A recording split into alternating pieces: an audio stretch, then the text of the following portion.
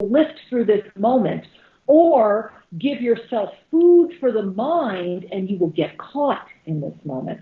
Yes, beautiful. And as you guys both were speaking of the cosmic connection, this has been very much a part of my astral travels lately. I've been running ley lines and crystals coming up from the earth. I think from you, or maybe, I don't know, even further south, but all the way up to Canada. Uh, Beautiful.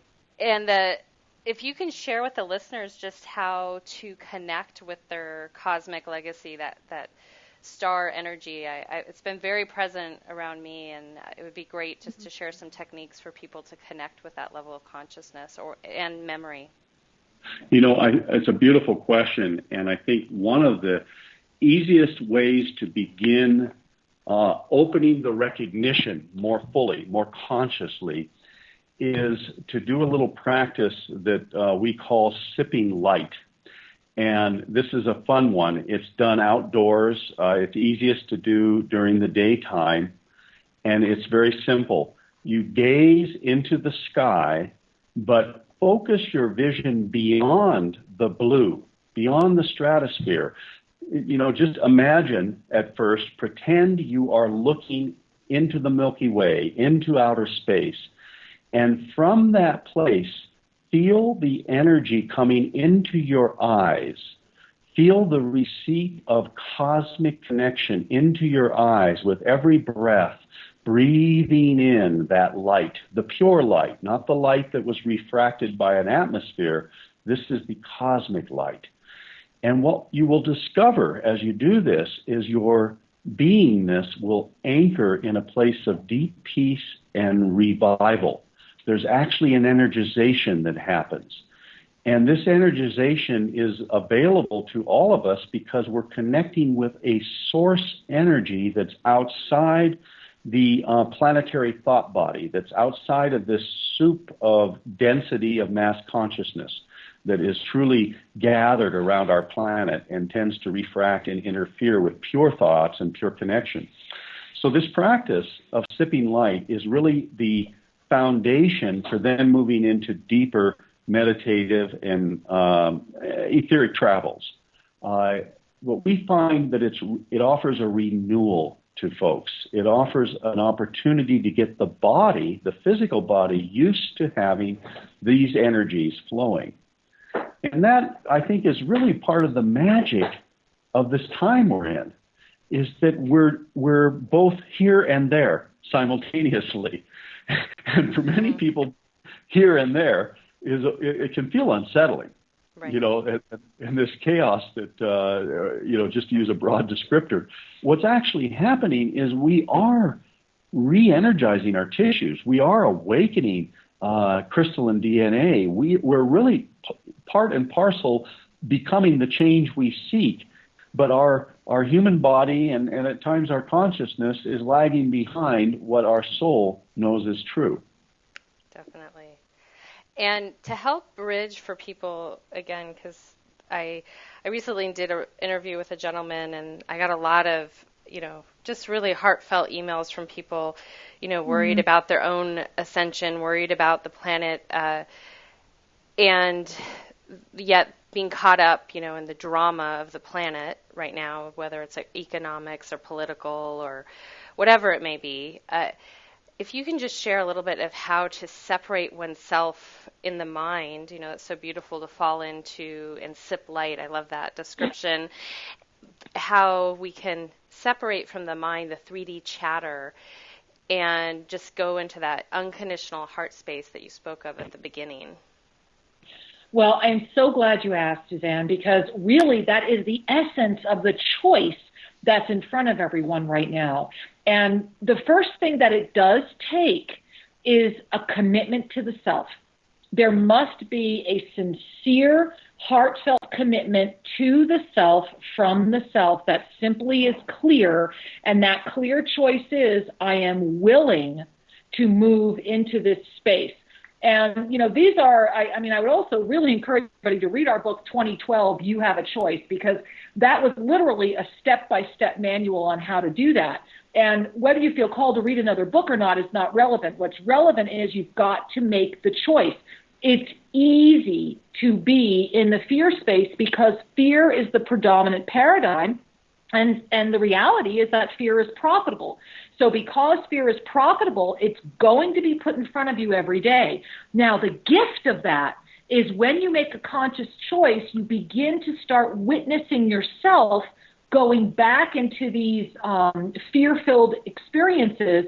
And the more you begin to witness yourself, the more you can start recognizing what it is and kind of sipping light through it, lifting up through it. One of the things that's important is look at who you're associating with.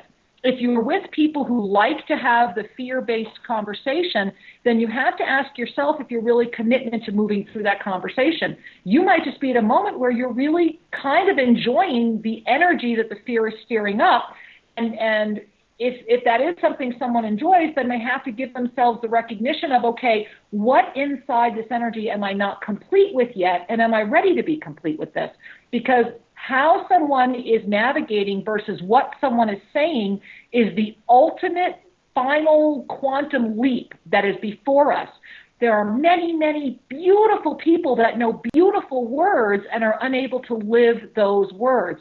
And that was part of what Sri and I really felt committed to do, was to model what the Archangelic Realm has been sharing and the information that's been coming through us, was to become more than, we really felt we needed to become international citizens, that we needed to recognize that we are citizens of more than any one country, that when we can allow ourselves to realize that we are all planetary citizens in a galactic federation, so to speak, then your world opens up dramatically, and the people you meet come together from the communion and the recognition that we are ready to say goodbye to the 3D fear-based paradigms and dive into an expanded paradigm. And I will share again, it's simple, however, it is not easy. It takes daily commitment, because I guarantee every day you will have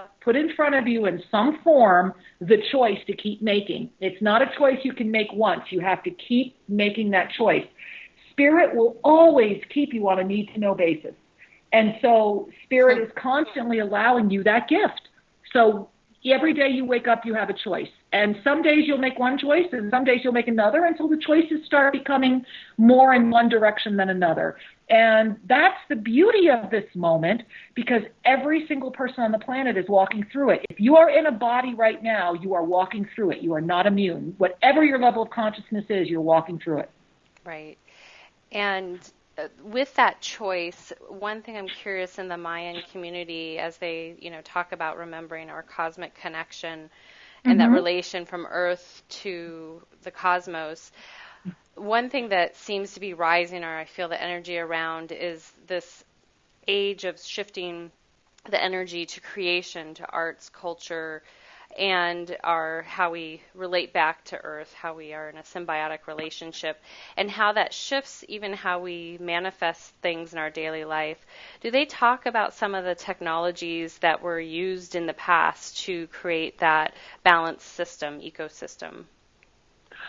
Well, your question is multifaceted, because really, on one level, you're asking, do they have memories of Atlantis, kind of thing.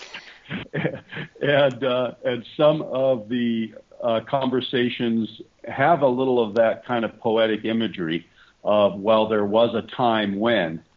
However, these elders, and I think it's incumbent for all of us to be grounded into present time. We're here in this world right now. And part of being here in this world is activating the ascended heart in such a way that we can be present while the old paradigms unwind. And there are those that want to accelerate this process. There are technologies that not only can support polarity, but there are technologies that can support unwinding. And some of these are crystalline technologies. And certainly when the elders gather around the fire, sometimes crystals are passed because they're carrying with them an energetic signature, a learning that they want to pass on to another person. However, the work is always in consciousness. We live our lives. You know, there's that old Japanese Zen saying that before enlightenment, chop wood, carry water, and after Satori, chop wood, carry water. You know? And I'm sorry, we're still here. We still need to chop wood and carry water. Right, exactly. And I think that when the mass consciousness reaches a certain point, and if I were to refer to David Hawkins' work, when the mass consciousness reaches 500, which is the level of love, all of the 0 point technologies, all of the quantum ways of remediating the oceans, of rehabilitating the planet, of taking care of health and disease, all of these things will start to come online because consciousness is ready to allow it to be. And so until that point, let's not focus on the technology as much as let's focus on our hearts, on helping each other maintain that space of coherent energy in spite of, or in addition to, all the chaos. You know, basically, it's instead of one of the invitations that the Mayan elders pray that most people hear at this point, or perhaps accept, since it is an invitation, is rather than debate if a shift of the ages is upon us, why not be the shift that has already come forward? Right. Beautiful. And the matter of love, that consciousness, because there are a lot of secrets hid in that word. And I think back in the 60s when the Beatles were around and singing about, it's just love. Right. And people having the awareness of what that means. To stay in that consciousness and fully embody love. Shri, at the beginning you talked about it's one thing to say I love my daughter, or even just to say I love you to someone, but to truly embody that emotion that you're exuding. How can you share with the listeners to go a little bit deeper into loving oneself and really understand how we can embody that with ourselves first and then share it authentically, transparently with others? Well, first and foremost, thank you so much for bringing that up, because if there was one pervasive energy that feeds fear, it is the lack of self-love. And self-love is self-trust. And the Archangelic Realm talks about this incessantly, that trust and love are actually the same energy. And that's one of the great beauties of our world, is that we have been taught that trust and love are two totally different things.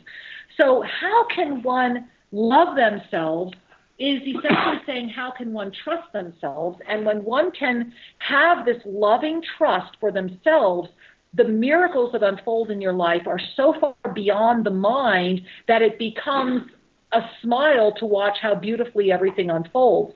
And one of the things that the Archangelic Realm has offered us and that we offer to others is very simple and very profound. And it begins by simply putting your hand on your heart, physically connecting with your heart. And this is that gift of really immediately what you're doing is offering reassurance to the physical body, because the physical body is a vessel of this planet. It is a vessel of beautiful Gaia. So the physical body oftentimes is terrified when the soul emerges. It's like a child saying, oh my goodness, what about me? And so oftentimes as people are at the precipice of a spiritual breakthrough, they might suddenly manifest a disease. They might suddenly have